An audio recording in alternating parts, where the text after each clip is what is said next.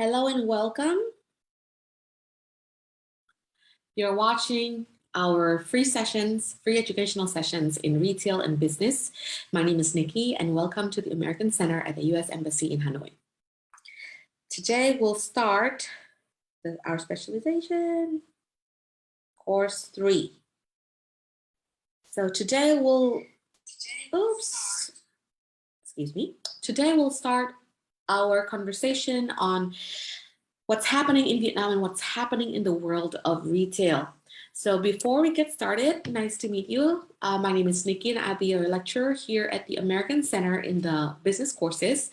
If you find these courses helpful, if you can, please share them, spread the love, and let people know more about these programs. This is the program brought to you by the American Center at the U.S. Embassy in Hanoi. And we'd love for you to have the experience of a diversified portfolio of different kind of educational topics. So we'll cover from business, English, and all the other available courses. Please make sure that you like and subscribe to the brand page of the American Center at the U.S. Embassy in Hanoi. And let's get started. We've got 71 people here. Hi, my name is Nikki, and this is our specialization in the retail business. Recapping on what we've been talking so far in the last 2 sessions.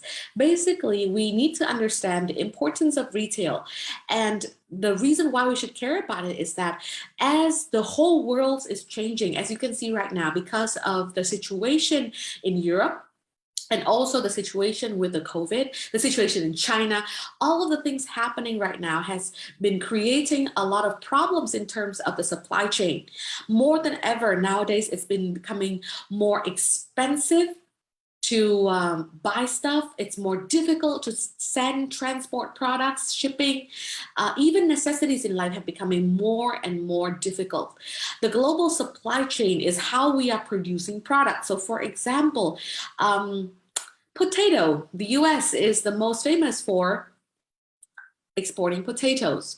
Vietnam, Thailand, we are the big exporters of rice. Brazil is a big exporter of coffee. Vietnam also at the same time. And we've got, China being one of the top exporter of cotton, of a lot of minerals, and a lot of things in general is linked together by a global supply chain. And those things then, raw materials, get converted into final products that you and I are enjoying. We can have different products as our clothing, our cosmetics, our electronics products, and even food and beverages. So all of that is constantly moving in this global supply chain. And we can see very clearly that with this current world situation, it has created a strain on the supply chain. And right now, the prices are going up from our gasoline prices. Also, we have had problems with booking shipping containers. Cargoes are now super more expensive. Nowadays, the logistic cost in general has increased by double, if not even by triple, by some of the industries. Especially the situation even before the current worrying situation, even with the COVID-19, the past 2 years has put a strain on the fact that China hasn't been supplying enough of containers as well as route for different continents to move back and forth products. So that's why we've been in a very tight situation. But when everything's good, nobody cares about that.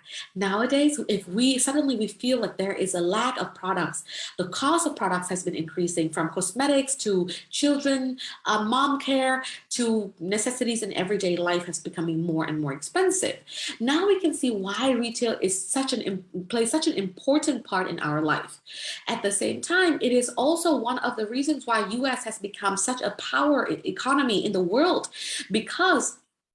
simply because their consumption speed and consumption volume in the past decades have been so large that it was fueling their own commerce. From there on, they have created mega corporations that were able to take, foreign markets by storm. So we've got different American brands going out into the world. So the role of retail is basically they are the end-to-customer service. They provide the idea of what you should buy, how you should live your life and consume, and then back created jobs and created the economy of scales and production and changes the quality of life in our life. So that is what I want to say in terms of the role of retail in the global landscape. Secondly, in Vietnam, as our country is developing, now we have reached a 2,500 US dollars per capita GDP. It will happen in 2018. That's when the Prime Minister Nguyễn Xuân Phúc declared that Vietnam officially has an average GDP per capita as in $2,500 per year. And what happens after that is it created a whole new class of people.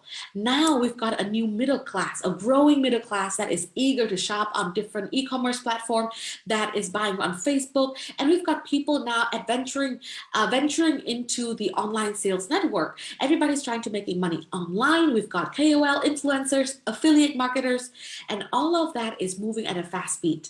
So let's take a couple of minutes to see what's happening and how we can take advantage of that and become a part of this growing trend. In the meantime, if possible, please share this video and let your friends know that there is a retail course happening, and this is all free live streaming from the US Embassy in Hanoi. Thank you.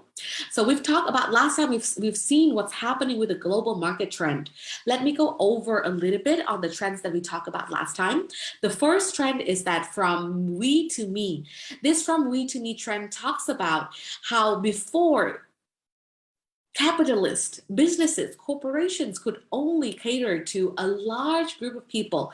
And we were trying to make them, group them into one group and try to make them look as similar as possible. They are like a similar audience. So if you guys are familiar with targeting Facebook ads, then you would know that the audience and the persona of the audience determines how well your advertising is going to be effective. And before, we had to call everybody in the same group. So we would say, what is your customer audience?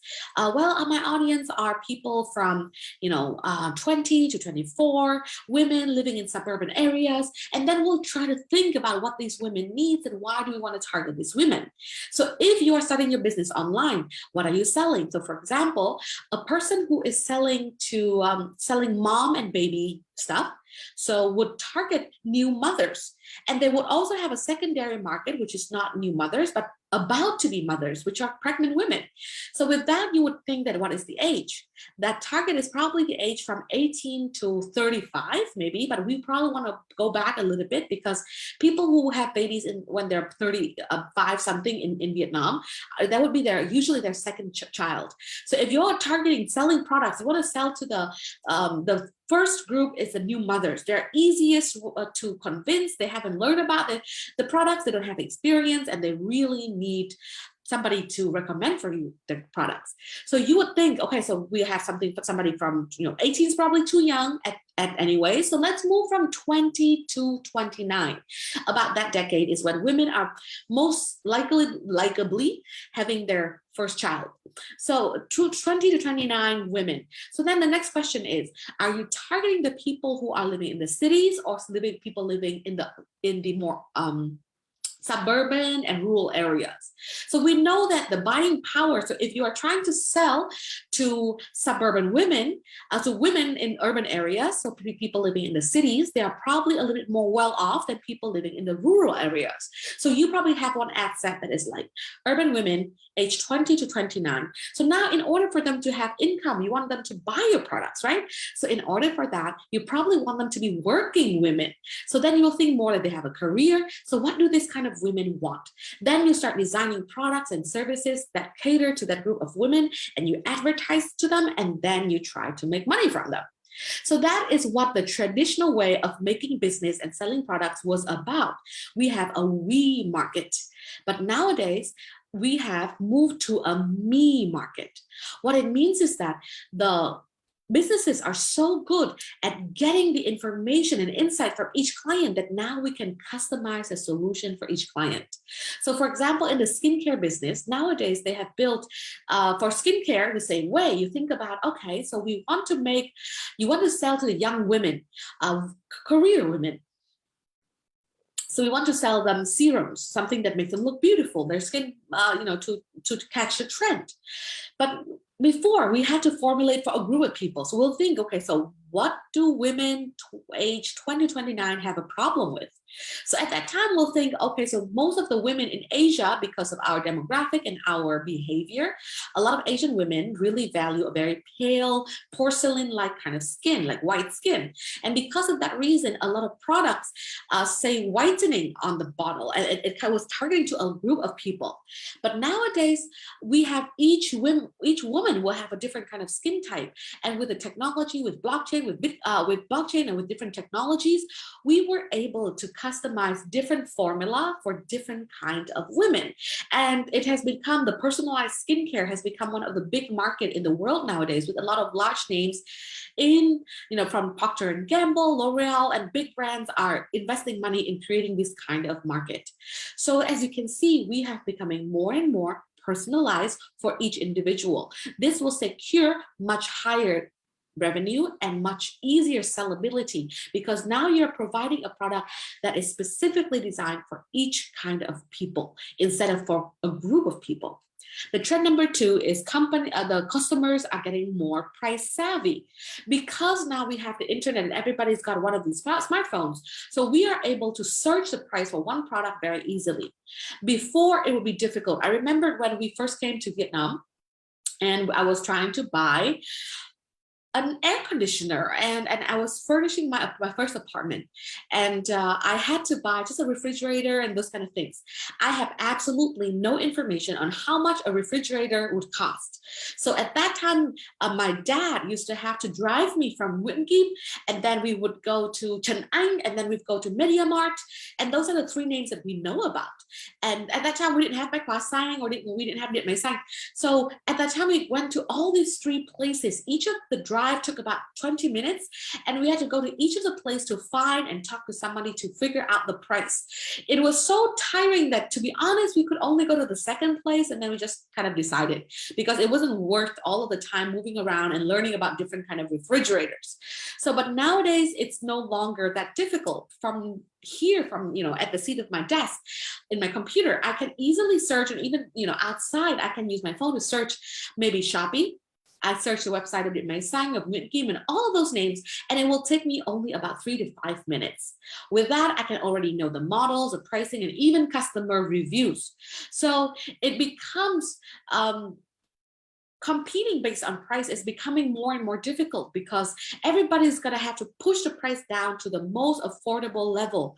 And now it's very difficult to fool your customer to buy only one time. The reason why I choose the example of refrigerator is because usually you don't have a second chance with refrigerators. Fridges, they last forever. You usually will use them for at least 10 years or 20 years before you choose a different model. And a lot of things can happen in those 10 years. Your company can go bankrupted. That model will definitely be obsolete. People will not carry it in their stores anymore. So all of those reasons is making, securing the client will be even more crucial. And because of that reason, that's why we are trying to sell as fast as possible when the customer has that idea. So because customers are becoming more price savvy, you cannot fool them into buying a product and being stuck with that product for, sorry about that. You cannot be stuck with that. Oh, my apologies. Ooh.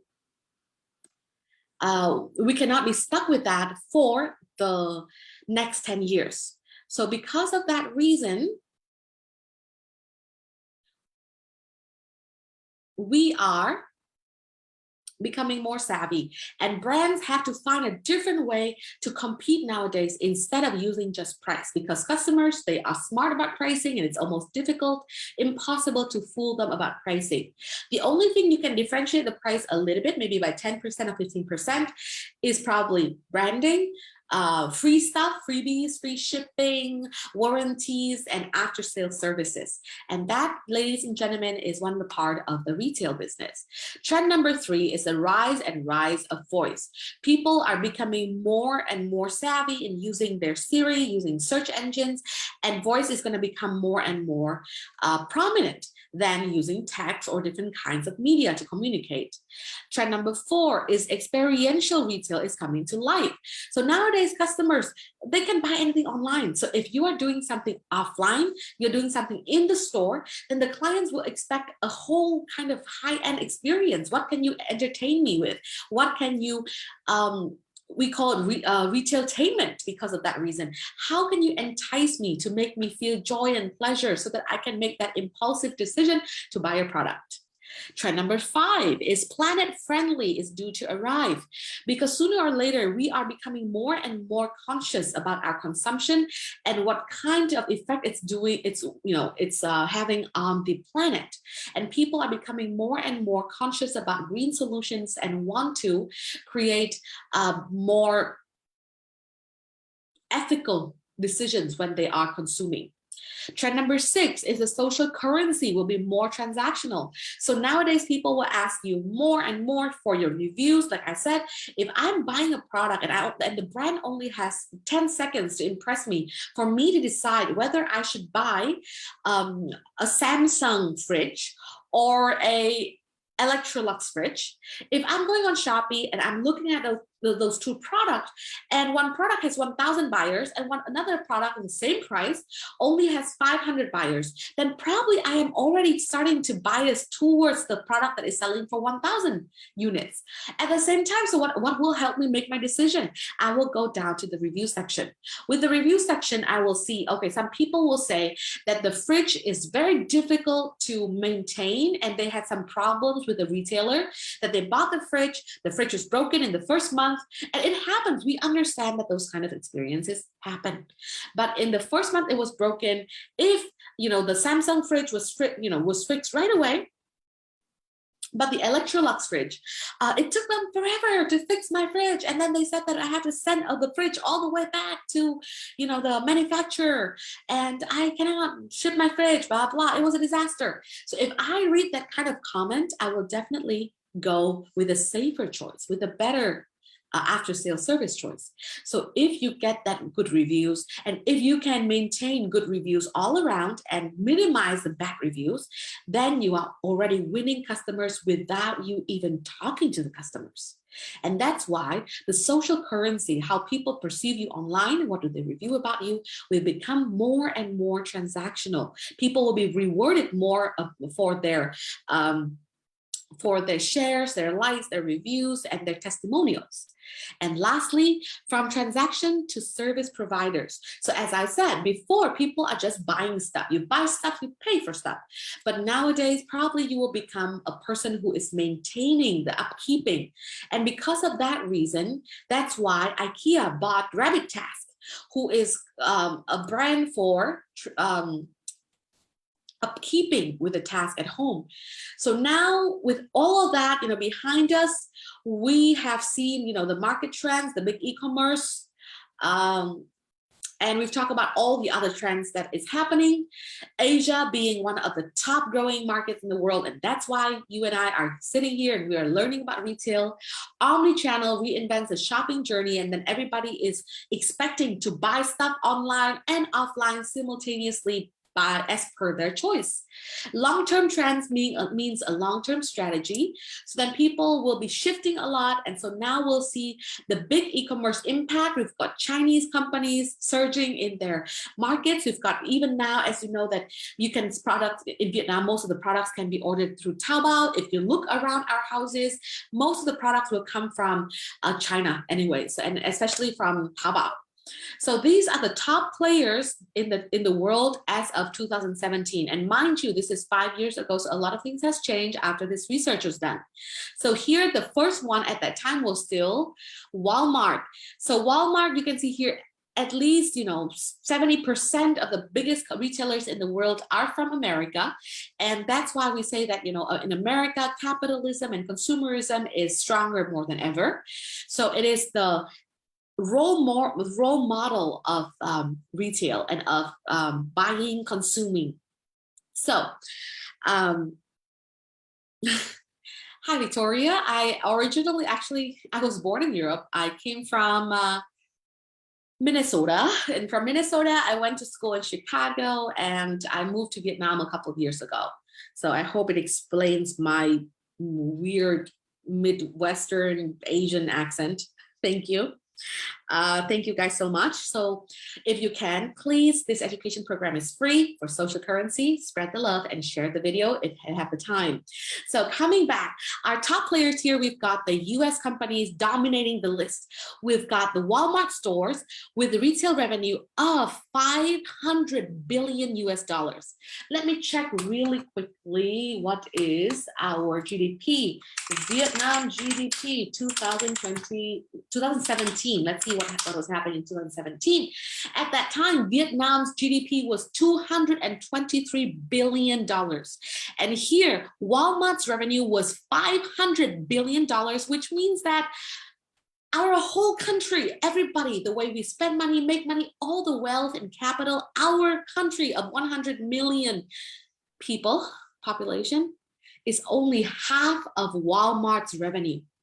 And that's why we are here and we are talking about these topics. Okay, so we have to see why America is such a strong powerhouse in economy, why China is becoming stronger and stronger, and why we need to get better, because their economy is fueled by a huge amount of retail, of buying, of expenditure, of spending, of producing. And I am not a person who goes, who is for maximalization, not minimalization either, but I try to keep my consumption and consumerism balance. But what we can see here is that our economy is growing fast, but it is by no means as strong as just one company in the US. So Walmart alone is already 500 billion in revenue, and they were growing about 3% yearly growth, and they operate in about 30 countries, 29 countries to be exact, and only 23% of that 500 billion US dollar revenue in 1 year comes from overseas, which means that it comes from outside of the US. And then we've got Costco next to Walmart, which is 129 billion. And then the Kroger company, Amazon at the time was on the 4th level, but I assure you right now, Amazon has been moving up, and now they have been surpassing Walmart, and they have become the #1 retailer in the world. I assure you that. So now let's go to the Vietnamese market. We have a much smaller market, but we are growing faster than ever. So Vietnam had a population of 91.7 million people in 2015. That was 7 years ago. And 34.8 of which are in the young working age of 20 to 39. So a third of our population are people who are of working age. They are equivalent to 32.5 million people. And our GDP growth reached 6.7% the year before, in the context of global economic slowdown. So if it wasn't for COVID-19, for Corona, then we would have been one of the fastest growing economies in the world still up to this date. So you need to understand that even though we are a small country, even though that we are still growing, even though that we are still poor, however, we are one of the most promising markets for international companies. The reason is because everybody else has been saturated. Other countries, they've got enough of Walmart. They've got enough of Amazon. They have been spending enough, and they've bought all their fridges. But now in Vietnam, we still have people with no refrigerator. We still have people who are building their first homes. We have the people who are getting married, who have their first child. And because of that, we are spending and growing, and it is a big opportunity for anybody who's trying to sell something. So you need to understand that this will not last for long. Of course, I want my country to grow for a long period of time, but this kind of going uptrend is only happening in a country's economy in a certain period, maybe a decade or two. But after that, usually it might go down very easily because we've got an aging population, maybe our population is slowing down, our spending is slowing down, and we've already spent large amount of our money in different kind of product and services. So Vietnam right now is one of the most potential market because we are kind of like a virgin market. We haven't learned all of the sales tactics. We haven't learned how to spend money. We haven't been introduced to all the things that Amazon can. And we are trying to learn our ways into consuming and spending and shopping. And that's why it is one of those, once in a lifetime, once in a blue moon experience. Thank you, Khúc Thị Mai Anh. And now we've got Miss Nhai. The slide and update. Thank you so much. I'm sorry about that, but these programs, we can only have them broadcasted, live streamed on the US Embassy brand page. But all of my previous slides, they are in the previous videos. So if you go to the US Embassy in Hanoi brand page, the Facebook brand page, go to under the video and you find the classes. And apart from my lectures, there are hundreds of other people and great content. So please go to the videos and rewatch the episodes, and then you can find the information in the slides. I hope it helps. So coming back to our conversation. So in the recent years, Vietnam has been experiencing a rapid retail growth. What is fueling retail? Always and always population growth. Young people like to buy stuff. They are the people who are joining the labor workforce. They get the salary for the first time, and they are the people who are buying products. Now we've got Gen Z. We've got people born in 2000, 2002. In my thinking, people who were born in 2000 are toddlers. But the truth is, right now they're already 22. They're getting married and have babies already. So because of that reason, this group of young people now are on Instagram, Facebook. They are ordering stuff online, and they're spending on retail. Secondly, which is urbanization. The more people move to the cities, the more they are exposed to different kind of cultures, spending cultures, shopping cultures, even cultures from abroad. And because of that reason, retail is going to go up. Third, logistics. Now, as we've got big companies like Shopee, Lazada, Tiki, and they're investing in Giao hàng Tiết Kiệm, Aha Move, Lala Move, EMS, VN Post, all of these logistics companies are making it easier and easier to move products around the country, around the globe.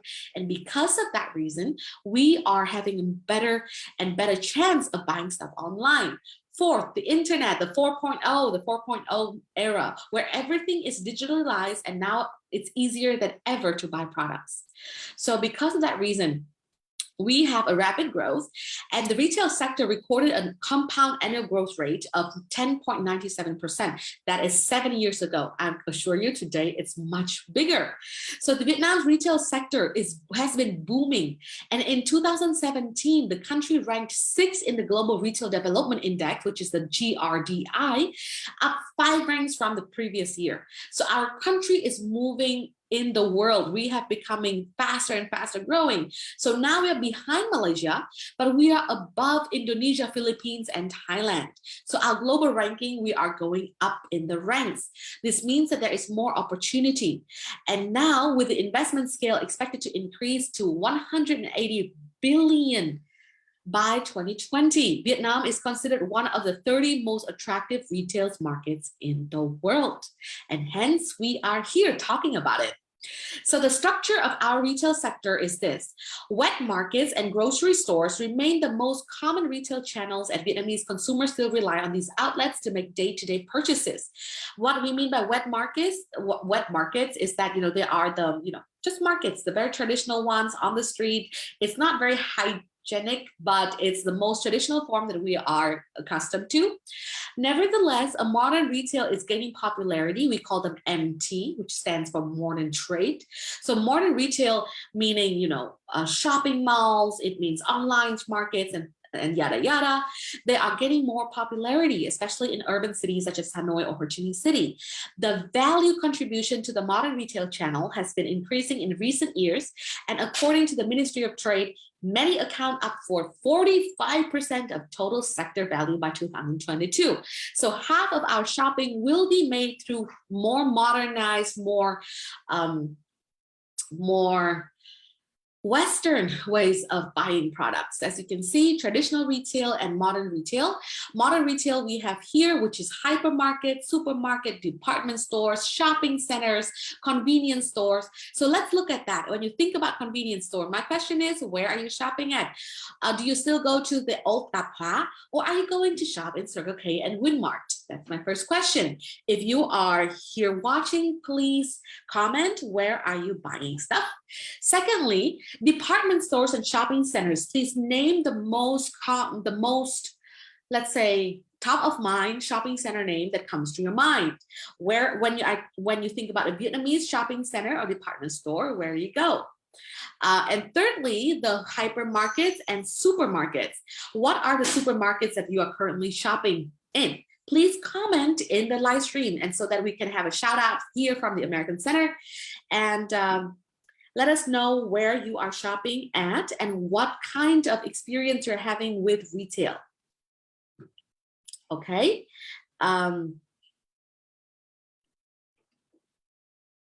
So can I see some hands? Can I see some engagement? It would be nice if we are all engaging and we can see the total market. Also, our live stream is also viewed from across the world. So if you are representing Vietnam, you can show what we are doing here so people can get an idea about what's happening to our market. Moreover, so the Vietnamese markets, what's happening more, as you can see here, is the rural area. So here you can see medium-sized street shops takes up 33% in the urban areas of Hanoi, Ho Chi Minh City, Da Nang. But in rural areas, the blue one is only about 10 to 18%. The largest capacity is still the supermarket, the small street shop, which is the orange part. Whereas, in the rural areas, the supermarkets only 2% of the total market size. And even in the cities, we are still seeing only a 13%. This means there is a huge gap and a huge opportunity for all of us to jump into this business. In the next 5 or 10 years, people are trying to come into these businesses. So while modern trade is accelerating in expansion in urban areas, in rural areas, consumers are still relying heavily on the traditional trade channels such as small street shop and wet markets such as. So the Nielsen, they surveyed 1,500 consumers across big cities like Hanoi, Da Nang, Ho Chi Minh City, and Cần Thơ, and found that 92% of the people still enjoy grocery shopping and do not regard it as a chore. For them, it's still something to enjoy.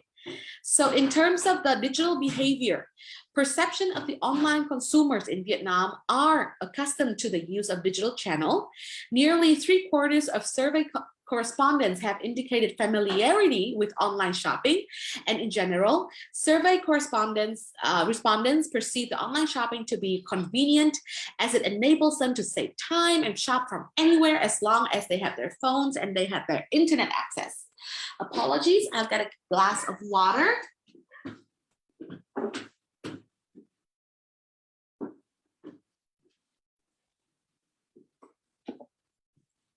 Okay, and I'm back. Right? So that is the digital behavior. Next, we have the investment trend. To promote the growth of Vietnamese retail sector, the government has introduced a number of new regulations to attract investment and enhance the linkage between the local enterprises and the global markets. So the timeline of the regulations, I'm not going to go into detail here, but basically it has been more open to invest even from outside of Vietnam and to be more made available capital for people working in retail, especially international corporations. So in the past, Vietnam retail market was defaulted but to foreign companies like Big C and Metro. The acquisition of large retail chains in Vietnam, such as Big C France and Metro from Germany, and Thai giants, the Central Group, believe that they will master the Vietnamese retail market. As you can see, Thailand has been one of the more retail mature market, and because their market is a little bit saturated, that's why now they're going to Vietnam and trying to make money on our market size. And because of that, Vietnam will have to think about how we can locally compete with international giants such as Central Groups and Big C or Metro. I grew up shopping in Metro in Europe, and so when I saw Metro in Vietnam, it was a very sad story. Actually, I remember Metro came to Vietnam maybe in the early 2000s. That's when they started having the Metro in the Phạm Văn Đồng area. And at that time, nobody wanted to shop at Metro. It was so far away. People were buying in bulks, and not many people have the income to do so. But nowadays, when the Vietnamese people have the money to shop there, then it was acquired by Central Group from Thailand. So we are moving much slower than the international global market.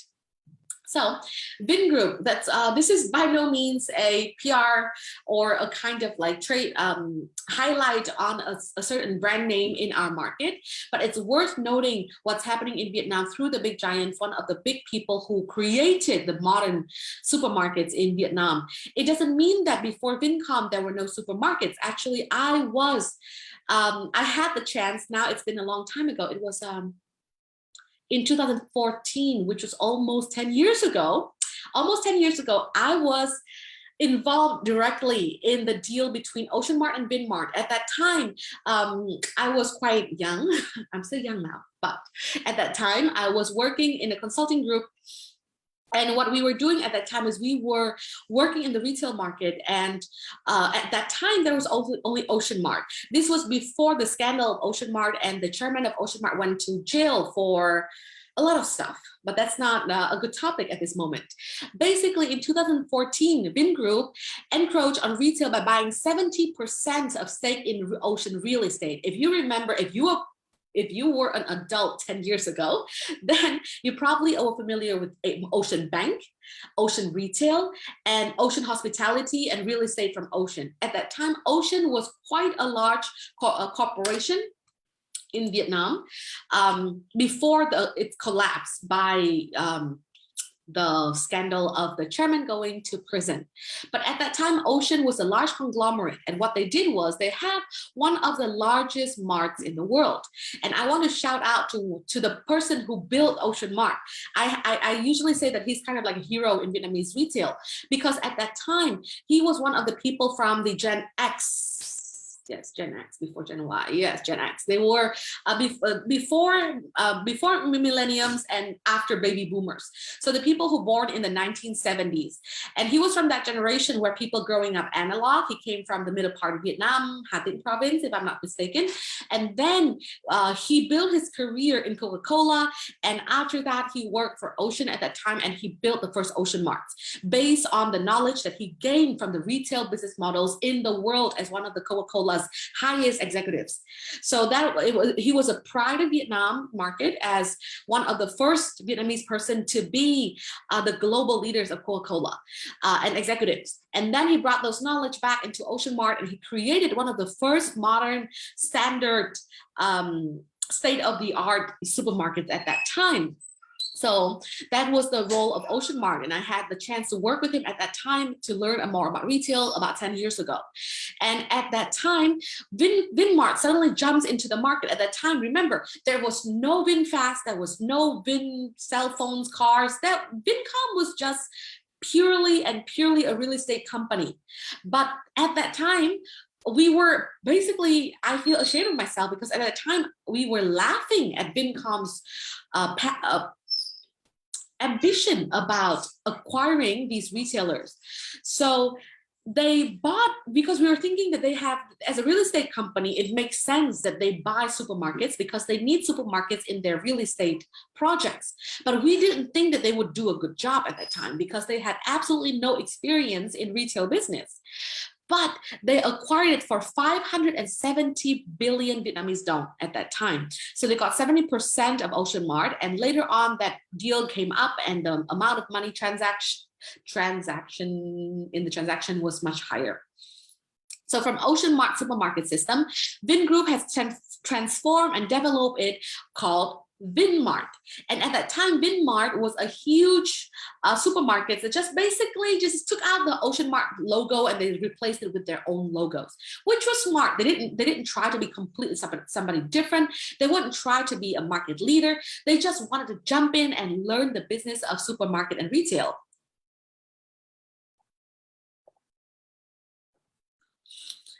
But the interesting thing happens after that. that is when we have to give Vincom a credit. We have to see Vingroup as somebody who's worth being afraid of, because then what they did was they realized how to do local marketing. They understand that these big supermarkets, the hypermarkets, are going to be only serving a certain amount of people, demographic, that have enough money and have a behavior to sell and buy products through a modern trade, whereas most of the people are still used to going to tạp hóa stores, those kind of small convenience stores, local convenience stores. And what Vinmart did is they acquired shop by shop. Also, I had the pleasure to work with a team who did that. And so when I talked to those people, I was amazed at how they could do that. The reason you need to understand is when you build something really large, it's very easy. You are spending big money, you've got a big team, and you're just dealing with big stuff, big brands, big companies, big products, and everything. But when you are dealing with small companies, it's actually making you lose much, much more money. The reason is because when you're dealing with small teams, if you are sending your high-paying employees to acquire a small shop, small revenue, a lot of hard work, it's actually more easy to go bankrupted and default with small business models and actually big business models for Vincom, for Vingroup. But at that time, it was so impressive because they were able to convert the traditional shops into Vinmart Plus, and they gave birth to the modern tiệm tạp hóa style. And that, I think, is genius. They were not trying to copy the overseas models, but they did kind of like a chimera, a mixture, a hybrid between what is in the West and what is local in Vietnam. And because of that reason, they were able to compete with big names like Circle K. So Vinmart Plus then acquired shop and go convenience stores. So as you can see, Vingroup is always going to act like a shark. They are always, and mark my words, they always have this habit of, their strategy is always about finding a business model that's already making money, acquire and eat up that business, copy and learn all of their tricks, and then optimize little by little, but not by too much. So basically, Vingroup, their business strategy is always going to be about identifying the right business model. The same thing with smartphone, the same thing with cars, the same thing with everything that came later on in Vinmart's story. In Vingroup's story. In their history, it's always going to be eating smaller fish, devouring them, learning all of their tricks, and then making it a little bit slightly better. So as we can see here, later on, by the way of M&A, in May 2029, this domestic retail brand has built a chain of 101 Vinmart stores and 1,900 convenience stores of Vinmart Plus. Of course, nowadays, there's no longer Vinmart. They sold that to Masan, and Masan has renamed it into Winmart. It's so tiring. It's so confusing. But basically, the story here is the reason why they were able to be successful is because they understand Vietnamese people's behavior. And big businesses in the world, when they come to markets like Vietnam, like China and Indonesia and Philippines, most of the foreign brands have the problem because they cannot localize enough. So localization is going to always be one of the most important aspect of a successful retail program. So then Saigon Co-op, Saigon Coop, in June 2028, Saigon Coop took over all business and personnel of 18 Ochan supermarkets in Vietnam. To be honest, I don't even know about Ochan, but Saigon Coop and Coop Mart in Ho Chi Minh City and in the South is a very big and powerful name.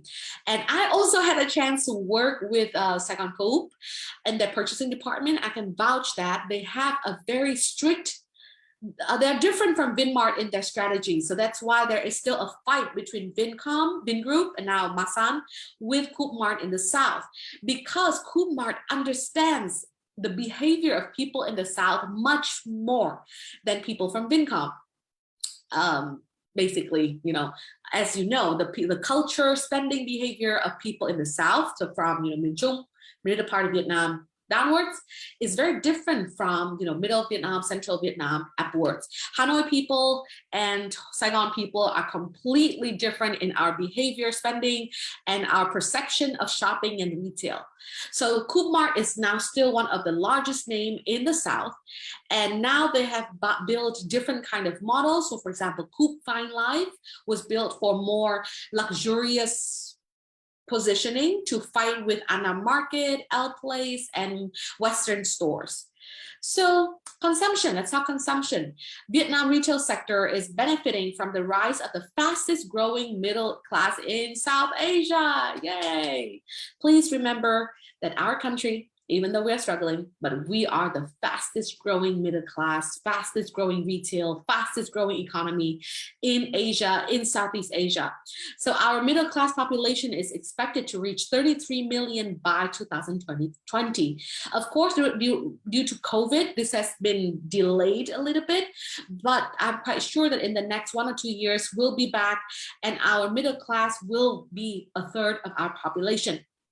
So at the same time, it also possesses a relatively young population with 40% of the population below the age of 24. That's why I'm telling you, we have the next decade or 2, 10 or 20 years to develop, to make money, to create more value, to create more capital, thanks to this young population.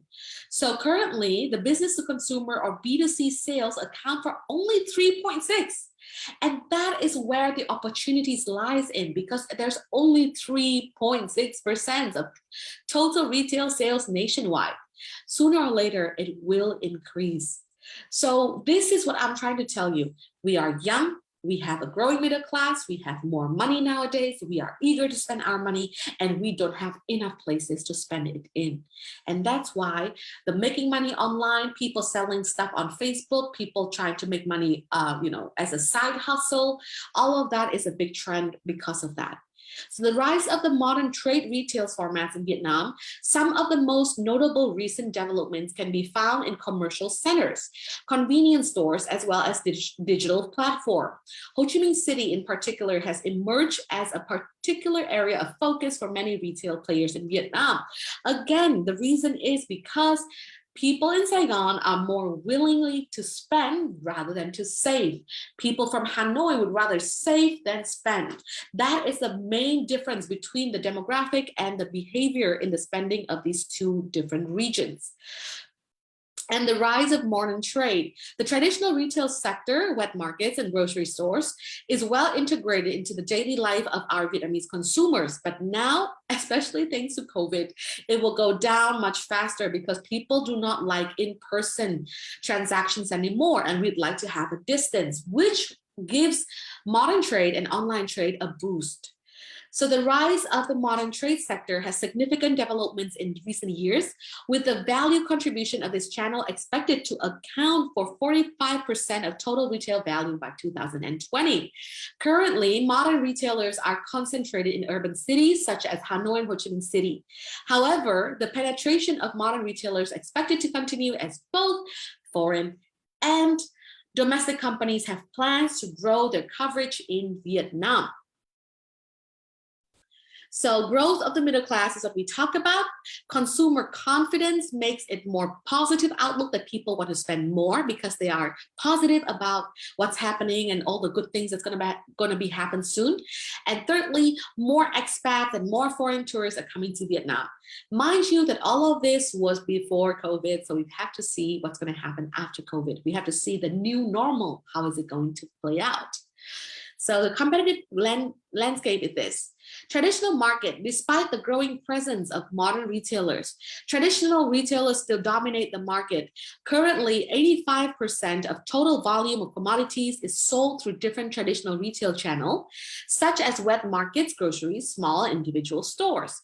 The competition amongst convenience store chains in Vietnam is extremely fierce, and securing the right locations in the initial phase of operation can be vital to the chain's success. This brings me back to the story of Vinmart and how they did not choose their location, but what did they do? They acquire the old, already sustainable, already making profit Tạp hóa store, convenience store, local wet shops. So the convenience stores now, we can see the names of the big guys. The competition amongst convenience store chains in Vietnam is extremely, extremely fierce. Now we have securing the right location is very difficult. So now we've got Vinmart and Vinmart Plus. We've got Bách Hóa Xanh in the race, and then we've got also Circle K and Cool Food, and I don't even know who Be Smart is, to be honest. So Vinmart came in 2014, Bách Hóa Xanh 15, Circle K 2008. As you can see, they were here even before Vinmart. But why do people from the north only know about Circle K in recent years? Because they were mostly prominent in the south instead of the north. And so we have nationwide models. And the convenience stores here, in terms of brand identity, Vinmart Plus, Family Mart, and Circle K are currently the top 3 brands. According to Asia Plus report, Vinmart Plus is quite popular to consumers over 30 years old. So somebody who is born in the 90s, so still younger than me. So people born in the 90s are usually, especially housewives, they love to go to Vinmart. And Family Mart and Circle K are more popular for younger people. Remember, we talked about product assortment in the last class. That's the reason why we should focus on why each of the brands, each of the stores, they have their own smell, their own color, their own taste. And that is going to make a successful brand or not in the retail market. Thank you, Mike. I'm so sorry. You can go back and you can take photo shoot of, you can take shots of the screen. We've got huge, library of different classes, and please keep supporting us. We have a module 2 of this class session, and we'll talk more about how to create sales, how to create stores, but that is in our second part of this specialization course. But in the meantime, please go back and rewatch our videos at the American Center U.S. Embassy in Hanoi brand page. In the video section, you'll find hundreds of videos, and all of them have great content. So I hope to see you guys there. And I've got a bunch of other classes there as well. So if you're interested in marketing, business modeling, digital marketing, digital media, go there and you'll see me again.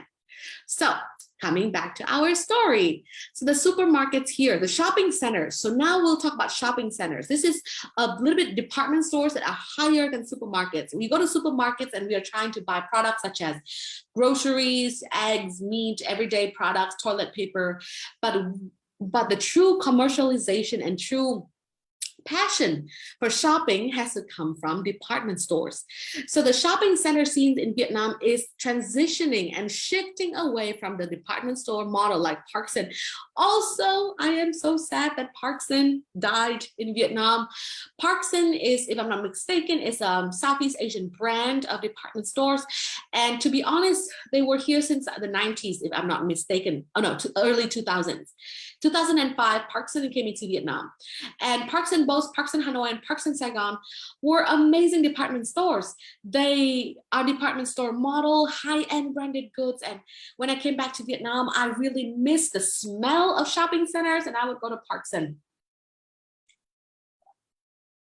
But again, timing is very important.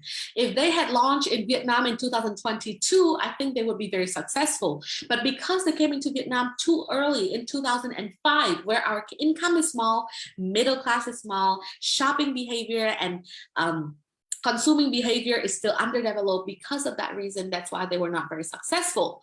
So they were shifting from Parkson to a shopping complex model that provides a one-stop shop. So basically, they like those kind of box department stores, not shopping malls, but box department stores, such as Vincom and Aeon Mall, where it's not completely high-end, but there are supermarkets. You can go there for your children to play. There's a big food court to eat at, and then you've got shops and playgrounds and those kind of things. So basically, it becomes a more entertainment place. So in terms of the categories of ownership, we will learn about these in the second section of our specialization. In the meantime, and management, sourcing, this is, I run through the slides. There are hundreds of slides that we'll go through in the second part of this course. But At this moment, we will only talk about the trends and what's happening and understand what does it mean to build and to own into retail. How do we work and understand the retail market? Oh my God, that is a lot of slides. So the next 6 sessions of the second part of this course will be extremely hardcore and a lot of packed information. So please, if you can, let's tune into that. Okay, so coming back to Vingroup. Vingroup Joint Stock Company, Vingroup Corporation is a conglomerate formerly known as Technocom Group, was established in Ukraine in 1993 by a group of young Vietnamese who worked in the field of food and had a success with the brand Mivina. Actually, we were when I was in Europe, we already know about Vingroup's in Russia and in Ukraine. And at that time, it was very famous because people say that, Vingroup were the people who successfully made, European people eat ramen because they brought Mien Lien ramen, instant noodles, to Europe, and that was their main products at that time.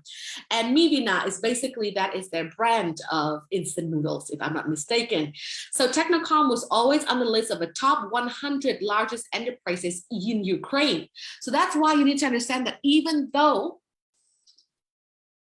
they are famous, Vingroup is a large conglomerate in high-end expensive products now, but back in the day, they were not a startup. They were already established and famous and successful in Ukraine from the early years of the 21st century.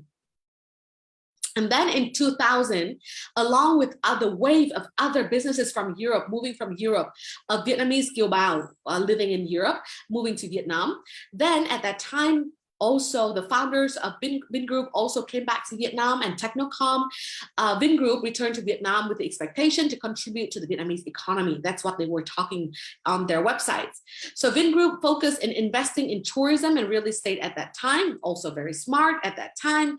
Land, and they had a vision, a very smart vision, because land at that time was very inexpensive. It was very cheap, and they were able to acquire a lot of good pieces of land that later on they developed as a real estate market. So with that, they had 2 strategic brands in Vietnam, which is Vinpearl and Vincom. One is tourism and hospitality, hotels, and another one is Vincom, which is retail, and real estate. At the moment, Vingroup is the #1 real estate brand in Vietnam, with series of complex of commercial centers, office, luxury apartments in big cities, and famous for trend of building urban luxury stylish apartment in Vietnam. To be honest, as a person who's been developing real estate, I am not a fan of Vin's real estate, but I have to say that they are they're very on trend to know exactly what Vietnamese people need and want at that moment. It doesn't have to be the most high quality. It doesn't mean that it's the best product. It doesn't mean that it is the most worth the money, but it is what the Vietnamese market needed and wanted at that time. So Vingroup is the #1 real estate brand in Vietnam at this moment, and now they have different brands: Vinpearl, Vinhomes, Vincom, Vinmag, golf clubs, VinIDs, Vinpro, Vinmart, adzoi. A lot of them have failed at that time, but they were very good at building this system. So this is their portfolio. You can take a screenshot, or you can check out their website, and this is what was happening at that time. And they started doing VinCommerce, which is a very interesting story. VinCommerce is a leading retail network system of Vingroup, possessing 4 retail brands as Vinmart, Vinmart Plus, Vinpro, and adzoi. Providing, by the way, adzoi is such a horrible name. I'm so sorry, but whoever branded that, I'm so sorry. It's such a horrible name, brand name. Maybe that's why people don't want to shop there. I'm sorry for offending someone at Vingroup, but horrible brand name. Coming back, they provide a variety of products and services, bringing superior value. That's what they were talking about. So they have seen the trend of VinCommerce many years ago. However, Vinmart is a supermarket chain, and Vinmart Plus is a mini supermarket system and a convenience store. Supermarkets, mini supermarkets, Vinmart, and convenience stores in Vinmart plus operate with a goal to becoming a reliable shopping destination. To be honest, I think in the beginning, that's what they say on the website. But we need to understand the reason why they started this. Because Vinmart, to be honest, came about because they're a real estate company.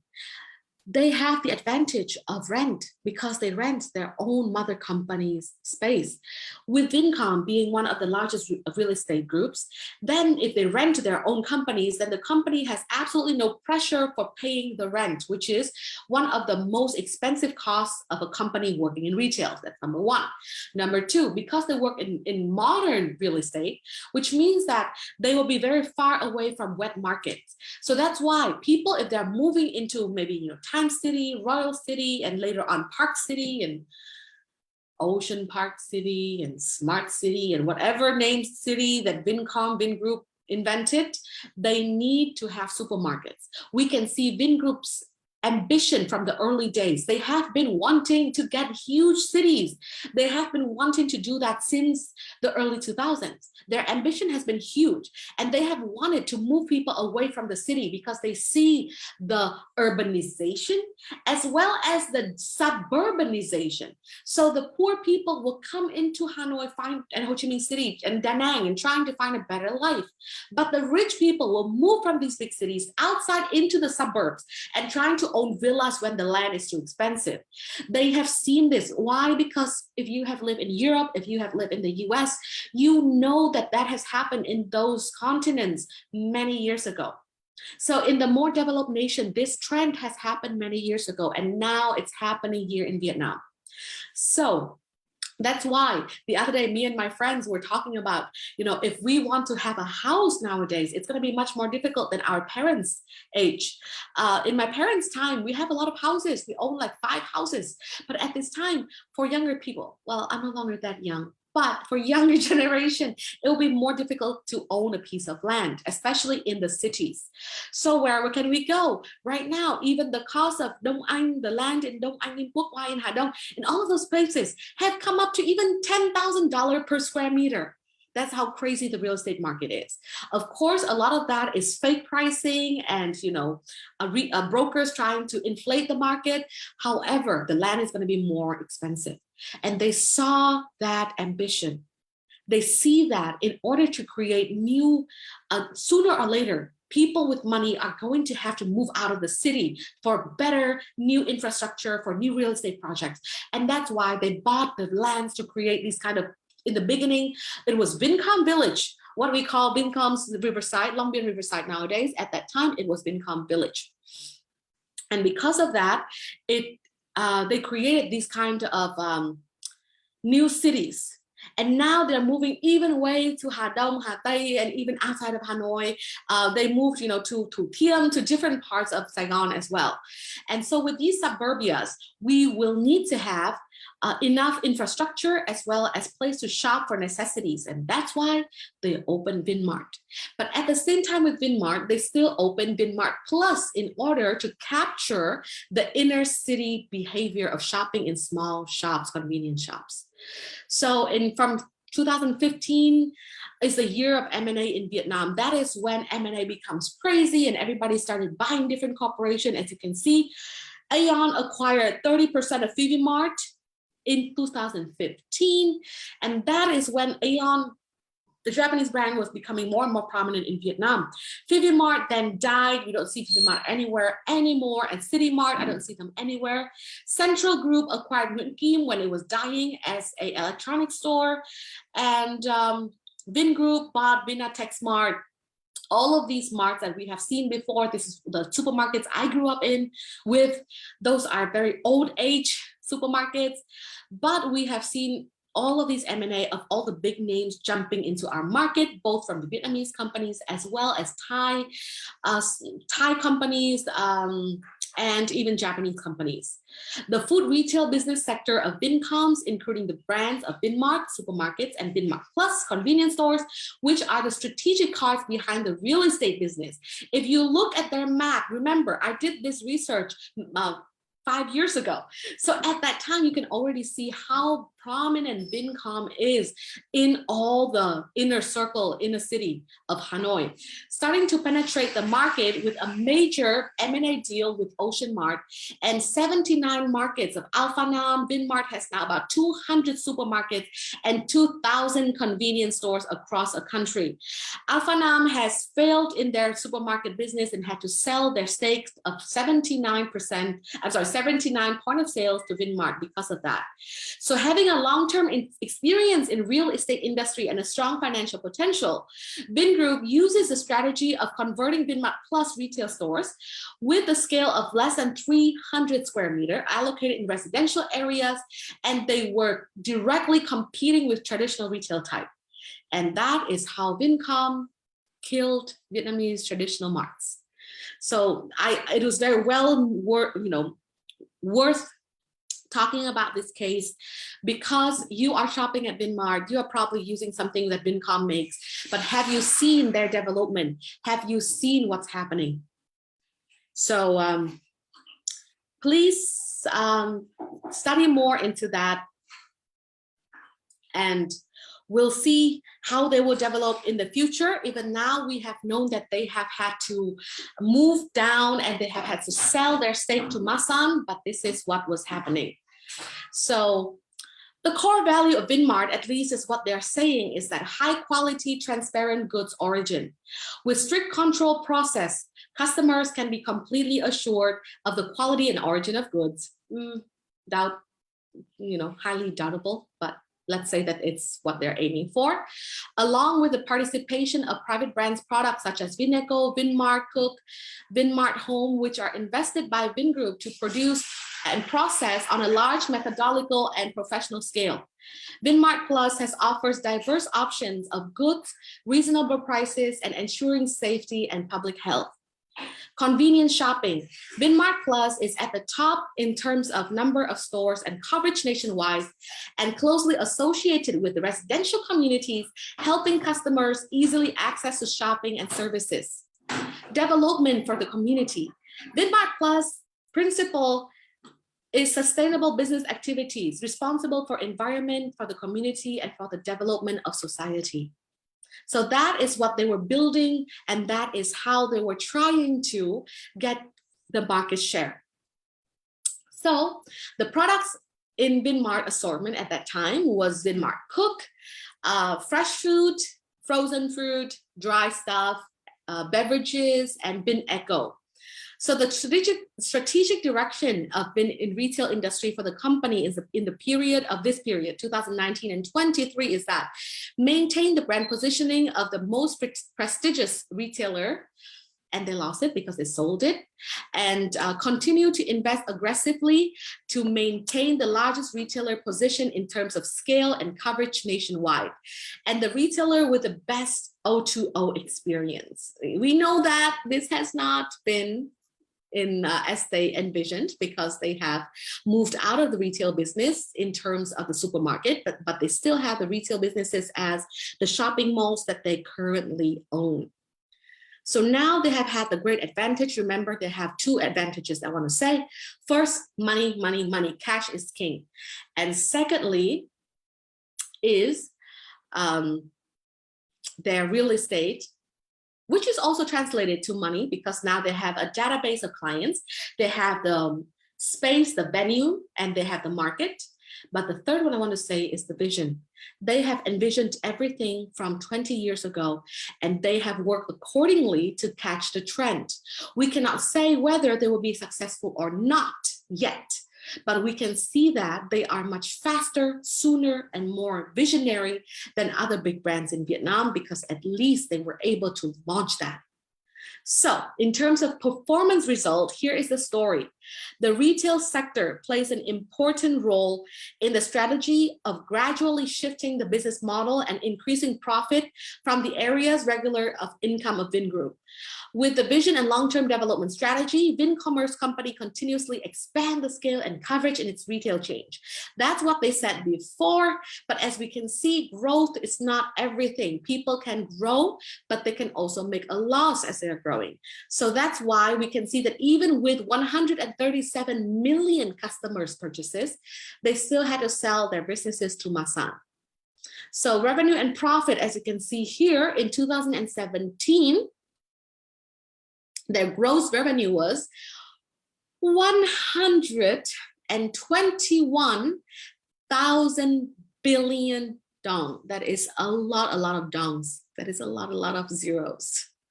So gross income is 121,000 billion. So it's 120 trillions. Yes, trillions. So revenue and profits. So this is, as you can see, the sale of goods in supermarket. The value is 19 trillion Vietnamese dong, and it takes up about 15.9% of their total income of the Vin Group. So as you can see, it takes up 15%, where their real estate projects make up of 68% of their income. So it's a very nice contribution to their cash flow. So this is, remember, this is consolidated from 2018. That was 4 years ago. If you want to see their current numbers, please go to their website and you can also see these numbers, financial ratios and such. But 4 years ago, it was real estate and then leasing. That is very small, as you can see. And that makes it even more sense to create a retail business, because leasing doesn't give them much money. So might as well use that to create their own supermarkets. So competitive capacity. Vinmart chain stores' competitive capacity is illustrated in trained human resources, abundant financial sources, stable and rich sources of good creation, business strategy to meet the market opportunity and challenge. Now I sound like an advertiser for Vin, which I don't try to do. So human resources. And then remember, another thing that they are exceptionally good at is they are really good at playing the financial game. So remember, it's not always about the market, but also it's about the financial market. So they have the ability to raise capital and increase investment very quickly. Vincom is notorious for their financial team of people who are super good at manipulating their financial status. Legally or not, that is for somebody else to comment. Here we're talking about retail. So the retail sector is a new focus of Vin Group, as you can see. So after the Vinmart and Vinmart Plus, then they moved into what we call, which is VinFast and VinSmart, producing cell phones and cars alike. So they now, instead of selling product, they are trying to supply the product, trying to produce the products to sell. So commodities sold mainly in Vinmart Plus are agricultural, fresh, canned food, vegetables, beverages. These sources are mainly domestic. There are also some items imported from abroad. So 80% of their goods are produced in Vietnam and 20% are imported from abroad. Also, having experience working with Vinmart, I have to tell you that they are notoriously evil in their contract. Legally so, but very evil. The terms and condition of Vinmart is exceptionally scary, and it's very difficult for a big corporate, even a big corporation, to bring products to Vinmart. So Vinmart Plus has the support of highly reputable joint venture partners such as France, USA, Korea. So they have a lot of strategic partners, investors. And the source of good, they usually try to source locally by themselves instead of letting distributors come on in. And business strategy of Vinmart and convenience store chain is this. So they just want to cover as much of the market as possible. Retailing is a business location model, so it has to be local. Foot traffic, you want to be in the best location, location. It's very similar to real estate. So Vin Group needs to promote the image coverage as well as shops throughout the alley streets. This is an extremely effective strategy in the retail business model, especially based on the abundant resource that Vin itself has. Secondly, they want to trade merging M&A. So they keep buying different kinds of retailers. So Vinmart acquired 70% of Ocean. I talked about that earlier in this video. And then they opened Vincom Center, Vincom Mega Mall, Vincom Time City. Those were old Ocean marts, locations. And then in April 2015, they completed a 100% equity acquisition of the Vietnam textile garment, Vinatex. And again, more M&A and M&A. As you can see, they buy and buy. They're truly sharp when it comes to expansion their businesses. And their development strategy for each stage, Many people, even economic experts, are skeptical about the ability to manage a retail business of Vingroup because it has been well developed in real estate and resort tourism. That was our thinking when we were doing research on Vincom, Vinmart at the same time. But to be honest, after a few years, we can see that why they had to switch from real estate to retail, diversify their cash flow, and develop into one of the hottest retail sector, a sector which is the retail business. And then they are expanding and possessing the big data. So from the end of 2018 and the beginning of 19 is the period Vinmart bursted out. They were trying to grow and they were also doing M&A and sales, but they expansion of scale with a huge advantage.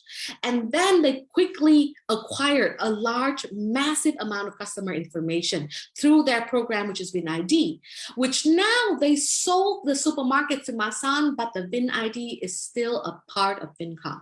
So as we can see, they were focusing on the data and the big data instead of only the management. So I'm not going to go into their management capability. I think we've all talked about that. And as we can see, they are growing very fast, and they were building even other retail channels apart from the supermarket. So they are the fastest growing retail chains in Vietnam, with just over 9 months of operation. The total number of supermarkets that they grew up to is reached 74. So as you can see, their humongous growth and what they've been doing in the market shows they think of it as more like as a financial game and a business model game, more like a retailer who is interested in their concept. So their main competitors at this current is 7-Eleven and is Bách Hóa Xanh, Circle K, Co-op Food, Hapro, Satra, and Shop and Go.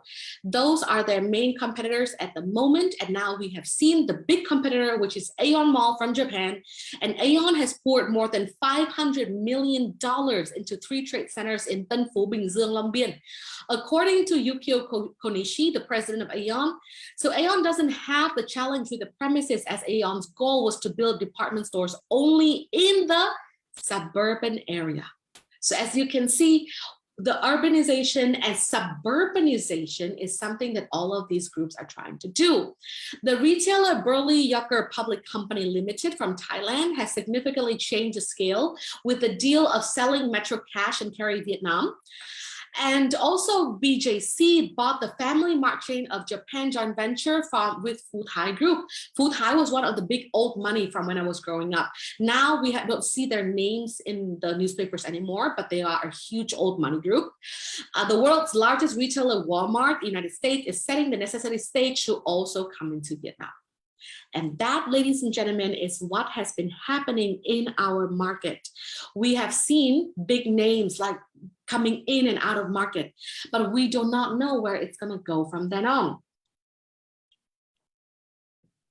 At the time when I was building this material to teach about retail, we haven't had a chance to even look at how Amazon wants to go to Vietnam, how Tencent, Alibaba wants to go to Vietnam, and what's Shopee and Lazada doing. But only in the supermarket sectors, we have seen such a great turbulence, change, M&A in all of this market. So in the next session, I will talk lastly about Big C, and we'll finalize the competitive judgment of what's happening in the Vietnamese market. And then we'll have discussion on your questions and Q&A. So before I leave for today, I'd love for you to express your questions and what we are looking. So let me recap. So please, I'm still following you on the live stream. Thank you, Ms. Nhai, for being here. Oh, GS25, it's a great example of a Korean brand. My husband also, he went to Vietnam and he was very surprised to see GS25. We could see them in Saigon, but not in Hanoi yet, I think. So if you have any questions in regards to this, or with what do you want to discuss, then we can talk more in depth in the next 10 minutes before our class and lecture is over. But before there, let me recap. And so Hoàng Vũ says here, with 100 million population in Vietnam, it seems like the market size is not big enough for big players in the US. I do not agree with you, because if I search, let me search population of, let's say, big countries. First, USA. Population of USA is only 3 times larger than us. Population of Korea is half of our size, 51 million people. Populations of Philippines is about the same as Vietnam, 100 million people. Malaysia, it is 32 million, only 30% of us. So when we are looking, it's a great, by the way, it's a great question, Huang. When we talk about population, our population is huge. We are not China, we're not India, but we are a big population company. Population country. And it's definitely not a small population, but population is only one and maybe on the lowest level of priority for retail business. When we talk about retail, we talk not about population only, we talked about spending power. So that means that population combined with GDP income, combined with growth in every other aspect. What is our GDP growth? What is our industrialization growth? What is our tourism growth? What is our internet speed growth? What is our infrastructure growth? When it comes to, so think, when we're talking about this, think about the Vietnamese saying, Phú quý sinh lễ nghĩa, which means that the richer we become, the more stuff we do, the more kind of like rituals, rites, and the more of complication we make our life to be. And that is exactly the deal with retail. The more a country is developing richer, the more people want to strive for better quality of life. They want to spend more money. They want to do services. They want to get a better life. They don't no longer care about being hungry and tired. Now they want to be not only full, but they want to be well fed. They want to be experiencing different Michelin star cuisine. They want to learn about cultures. They want to spend more on themselves and investing in themselves. And retail has to come from that period of time when a country is moving towards a higher quality of life. And so that's why big countries and big companies still want to go to Vietnam no matter what. And the second thing is, if they do not go, what's going to happen? Their competitor will not look down on our market and they will jump in, which means that the brand assessment and the brand opportunity of the large corporations will go down. So I agree with you. A lot of time, big corporations will look at us and they think, oh, this is too small. But think back on why Lazada, Tiki is in Vietnam. Think back why people are investing now in franchises like McDonald's, Starbucks, because people can afford them now. And if you don't come in, if Starbucks doesn't come in, there will be local brands to compete and people will not know about Starbucks and nobody will know or use Starbucks. So it's not always a matter of profitability. It's also a matter of investment opportunity, of global coverage, stealing the market share from your competitor and all of such.